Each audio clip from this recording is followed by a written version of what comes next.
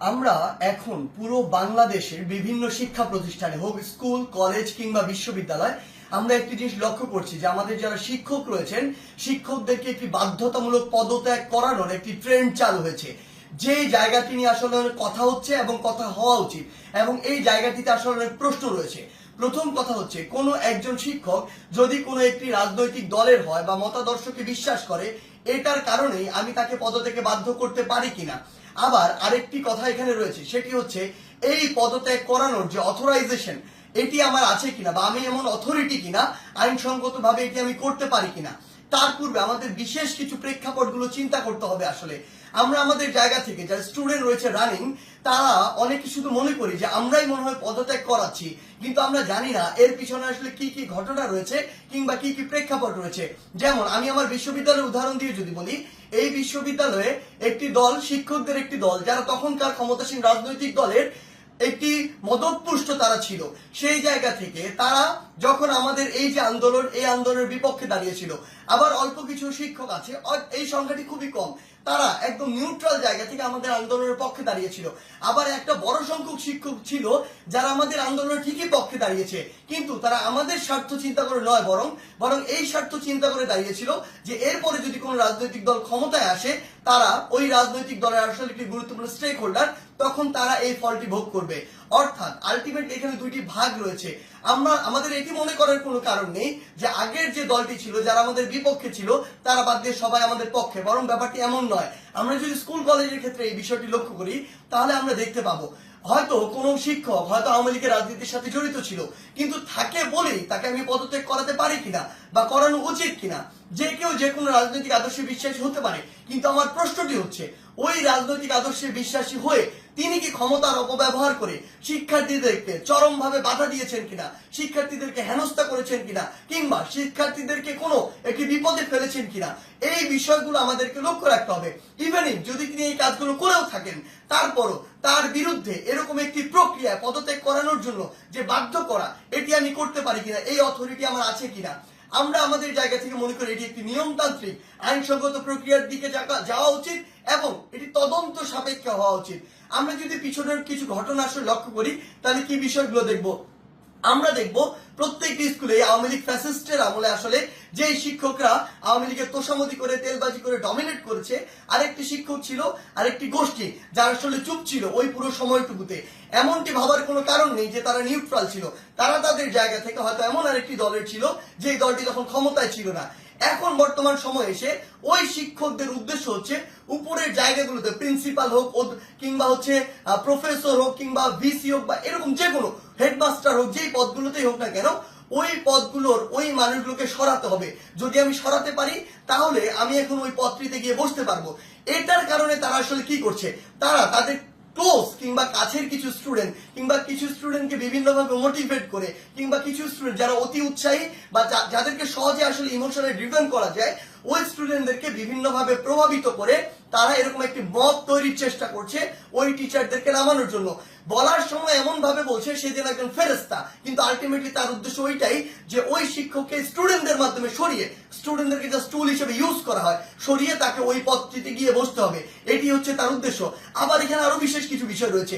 বিষয়গুলো হচ্ছে এরকম যে টিচারদের মধ্যে কিছু নোংরা পলিটিক্স রয়েছে। আসলে আগে হয়তো পূর্ব কোনো শত্রুতা ছিল বা পূর্বের কোনো একটি রাগ বা ক্ষোভ ছিল, যে রাগ বা ক্ষোভটিকে আবার এখন মেটানোর জন্য তারা এই ব্যবস্থাটুকু গ্রহণ করে।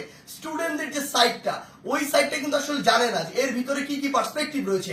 এই টিচারগুলো দেখা যায় কিছু স্টুডেন্টকে ব্যবহার করে, আশেপাশের কিছু ছেলে, যেই ছেলেগুলো আসলে এরকম কোনো কিছু চিন্তা না করে কিছু টাকা দিয়ে ওই ছেলেগুলোকে প্রভাবিত করা যায়, কিংবা অন্য কোনো সুবিধা দিয়ে প্রভাবিত করা যায়, কিংবা পরবর্তীতে কোনো একটি পদ পদবীর সুবিধা দিয়ে আসলে ওই ছেলেগুলোকে প্রভাবিত করা যায়।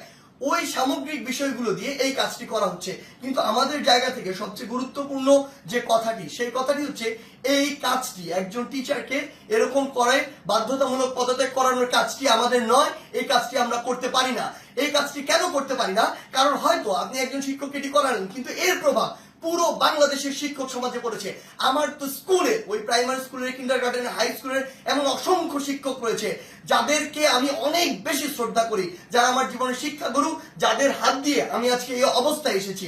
আমার ওই এমন একজন শিক্ষকের মনেও থেকে এই প্রভাবটি করেছে যে তার একজন কলিগকে, আরেকজন শিক্ষককে স্কুল কলেজে যারা বাবার বয়সের সমান, যারা দাদার বয়সের সমান, এমন বয়সের একজন মানুষ যিনি আমার শিক্ষক, তাকে যদি স্কুলের বাচ্চারা গিয়ে এইভাবে একদম মব জাস্টিসের মাধ্যমে যা ইচ্ছা তাই বলছে, যেভাবে ইচ্ছা সেভাবে অপমান করছে, করে একদম বাধ্য করছে ওই পদ থেকে পদত্যাগ করতে, পুরো বাংলাদেশের শিক্ষক সমাজের উপরে এটির একটি মানসিকভাবে বড় প্রভাব পড়ে, যেটি পুরো বাংলাদেশের শিক্ষক এবং ছাত্রদের যে সম্পর্ক, ওই সম্পর্কের জায়গায় গুরুত্বপূর্ণ একটি প্রভাব ফেলে এবং আমাদের যে এই যে সম্পর্কের জায়গাটি, এটি ভবিষ্যতের জন্য খুব খারাপভাবে নষ্ট হয়। আমরা আমাদের শিক্ষার পরিবেশ নিয়ে কথা বলি, সেখানে যদি আমার শিক্ষক এবং শিক্ষার্থীদের যে এই পরিবেশটি ঠিক না থাকে, এই সম্পর্কটি যদি একটি তিক্ততার পর্যায়ে চলে যায়, তাহলে আলটিমেটলি এটি কিভাবে সম্ভব? আলটিমেটলি এই শিক্ষার উন্নয়নটি কিভাবে সম্ভব? সবচেয়ে বড় কথা হচ্ছে, ওই শিক্ষক যদি দোষী হয় তাহলে আমরা আইন নিজের হাতে তুলে নিচ্ছি, আর যদি দোষী না হয় তাহলে আমরা আইনটি ভঙ্গ করছি, যার কোনোটি আসলে আমরা করতে পারি না। যেটি করছি এটি হচ্ছে আইনগতভাবে অন্যায়। আমাদের জায়গা থেকে আসলে স্পষ্ট বার্তা প্রশাসনের প্রতি, অন্তর্বর্তীকালীন সরকারের প্রতি স্পষ্ট বার্তা হচ্ছে এটি, যদি কোনো একজন শিক্ষক ওই ফ্যাসিস্ট সরকারের তোষামোদি করে কিংবা তেলবাজি করে বা ভালো সাজার উদ্দেশ্যে শিক্ষকদের উপরে কোনো, শিক্ষার্থীদের উপরে কোনো হামলা করে কিংবা শিক্ষার্থীদেরকে অত্যাচার করে, নির্যাতন করে, অন্য কোনো শিক্ষকের বিরুদ্ধে নিপীড়ন করে, তাহলে তার বিরুদ্ধে আইনানুগ ব্যবস্থা নেওয়া হোক, অভিযোগ করা হোক, মামলা করা হোক, একটি আইনগত প্রক্রিয়া যান।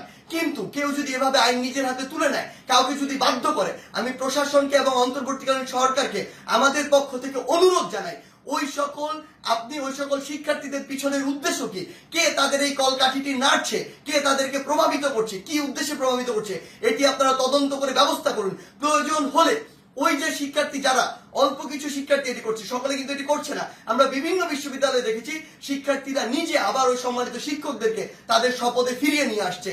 আমরা আমাদের জায়গা থেকে বলি, যারা উদ্দেশ্য প্রণোদিত ভাবে এই কাজগুলো করছে তাদের উদ্দেশ্যে আপনারা তদন্ত কমিটি গঠন করুন। প্রয়োজনে ওই সকল শিক্ষার্থীদেরকে আপনারা আইনের আওতায় নিয়ে আসুন যারা এই কাজটি করছে, কারণ ওই সকল শিক্ষার্থী না, ইভেন আমিও কোনো অথরিটি না, আমারও কোনো এই অথরিটি নেই যে আমি আইন নিজের হাতে তুলে নিব, কিংবা আমার এমন কোনো অথরিটি নেই আমি একজনকে পদত্যাগ করতে বাধ্য করব। সেই জায়গা থেকে আমাদের স্পষ্ট যেটি বার্তা, সেটি হচ্ছে পুরো বাংলাদেশকে আমরা যদি এগিয়ে নিয়ে যেতে চাই, তাহলে এই শিক্ষার একটি সুষ্ঠু পরিবেশ থাকবে এবং এই পরিবেশের সবচেয়ে গুরুত্বপূর্ণ যে দুটি স্টেক হোল্ডার, একটি হচ্ছে আমাদের সম্মানিত শিক্ষক আর একটি হচ্ছে আমাদের যে শিক্ষার্থীরা। এই দুই জায়গায় যে সম্পর্কের বিষয়টি, এটি যতদিন না সুন্দর হচ্ছে, শ্রদ্ধার হচ্ছে, স্নেহের হচ্ছে, ততদিন শিক্ষার পরিবেশ কোনোদিন সুন্দরভাবে ফিরে আসতে পারে না। তাই আমরা আমাদের জায়গা থেকে আমাদের এই শিক্ষকদের এভাবে বাধ্য করে কোন একটি নিয়মতান্ত্রিক প্রক্রিয়া না গিয়ে বাধ্য করে পদত্যাগ করানোর যে প্রক্রিয়াটি, এই প্রক্রিয়াটিকে আমরা কখনো সমর্থন জানাই না, বরং আমাদের সম্মানিত অনেক শিক্ষককে বিভিন্নভাবে প্ররোচিত হয়ে অপমানিত বা অপদস্থ করার যে ট্রেন্ড বা একটি প্রক্রিয়া আমরা দেখতে পাচ্ছি, এটিকে আমরা অবশ্যই ঘৃণা ভরে প্রত্যাখ্যান করি। ধন্যবাদ।